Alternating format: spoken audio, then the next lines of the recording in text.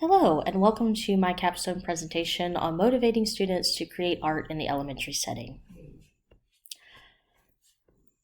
So first off, I want to thank you all for being here tonight and for reading over my capstone and being a big supporter in me as I navigate my way into learning to teach art. I really could not have done it without any of y'all, and I just want to thank you for being here tonight. Now, when I first got into art teaching, I had a degree in just art and I didn't know what to do. And my mother sat me down and said, "What do you want to do with your life? What did you want to do when you were little?" Well, when I was a little girl, I really loved art. Art was like my favorite specials. And I just remember going to art and it just being the place where I was actually good at art and everything seemed to make sense. Math was hard, writing wasn't my thing, but art was my thing. And that stuck with me all throughout my life. No matter what I did, I've done horseback riding, I was in band, I did color guard, I even was going into dance at first at college, and art was always that one thing that was really consistent in my life and just was always there. And so I thought, what can I do? Well, I can help motivate students to create art and hopefully find a little joy in their day. And that is what kind of started me on my art teaching journey.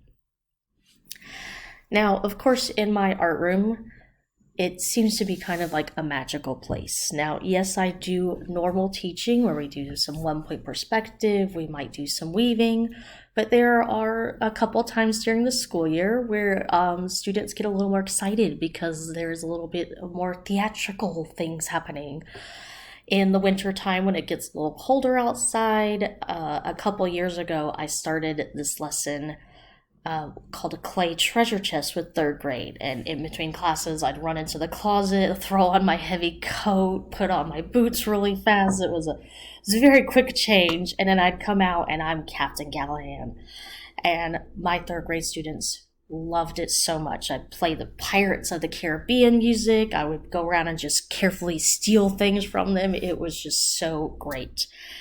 The next year, my fourth graders actually were asking, when do we get Captain Callahan? When is she coming back for us? And so it kind of just blossomed from there. And that was kind of my first inkling of how to get kids really excited about coming to art.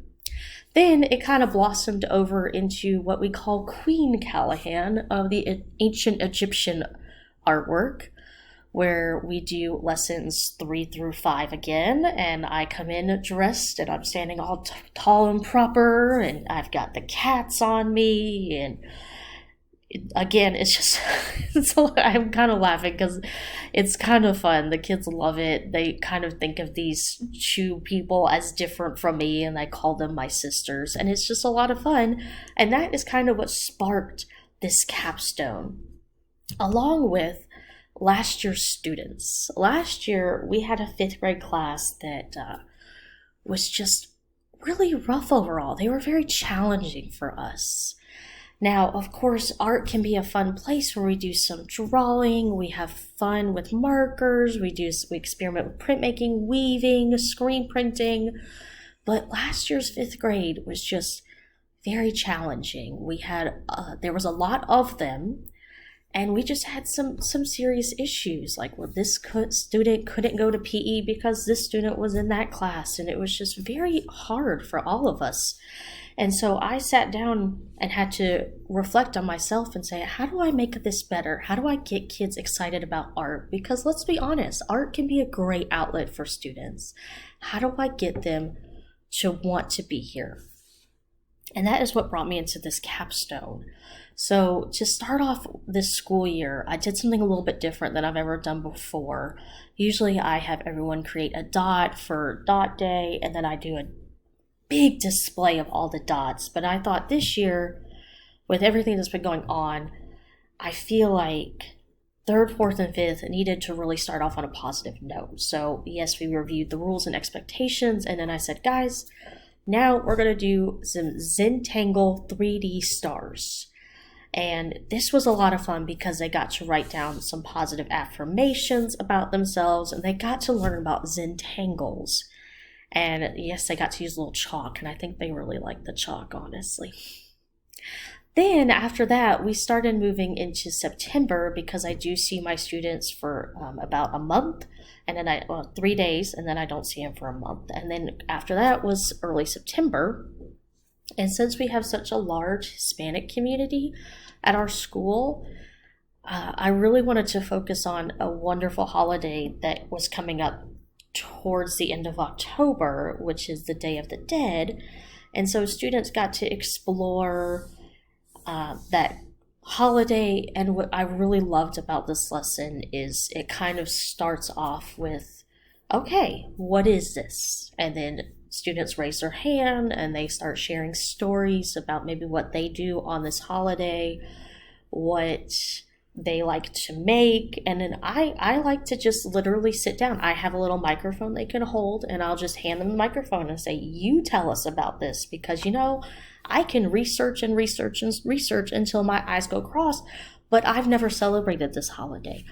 My family does not celebrate this holiday. You are the teacher now. You tell us about it. And it's just really nice because the kids can get up and share personal experiences, and it's really an eye-opening experience for those who do not know what the holiday is. Then, of course, after that, we moved into October, and of course, kids are very excited about the one big thing in October, Halloween and candy. Now, last year, I did this with my 5th grade classes, and when I say they were literally fighting over who could skip recess and come in and work on it, I am not joking. I'm still in shock over that, honestly. And this year's 5th grade was no exception. Granted, I'm still in shock, as you can tell. Still in shock. With this particular lesson, I wanted them to focus on a career in art, and I wanted to add a fun element to it. I mean, who doesn't love candy? Now, some of our students did take it to the next level, as you see here in the corner. Oops. My apologies. As you see here in the corner, this young student wanted to do a shoe based off his mother's bakery. And so he actually asked, he ran out of time, and he said, Miss Callahan, can I please take this home? I will bring it back to you. I want to take this home, work on it, show my mom. How many 5th grade students do you know that want to take their artwork home to show their mother what they did? Honestly, it was so heartwarming, and it's just going to make me tear up just thinking about it. Now, when I say I was literally like pulling these things out of these kids' hands, when it was time to go, I was like, guys, it is your recess time. It is my lunchtime. You have to put your artwork down. You have to go at recess. I mean, I had to give them a timer just to get them to stop working on this. That's how engaged they were. And this was kind of really the first time after the Day of the Dead Skulls where we're like, okay, we are really, really sinking our teeth into this. And it was really great. Of course, after that became my favorite lesson, I think. I developed this lesson last year as well when I discovered Atlanta street artist Greg Mike.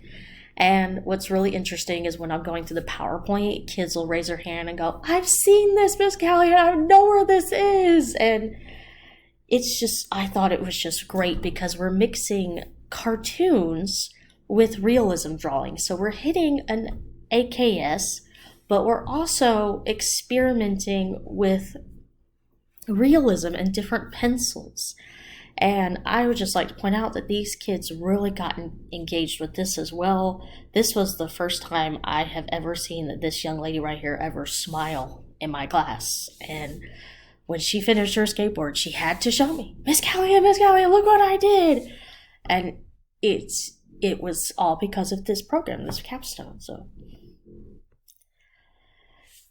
So unfortunately, we did not get to the last lesson in my unit, which would have been great. But unfortunately, the kids, want to move on to Captain Callahan. And of course, we run out of time in our semester. But I want to thank you all for being a part of this presentation. It's been really great to work on these lessons, and now I can take these into next year, or maybe even a new challenge moving up to middle school, taking this to the middle school level.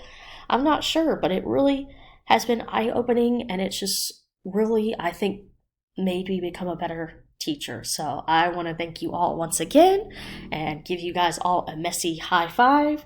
And thank you for being part of my presentation.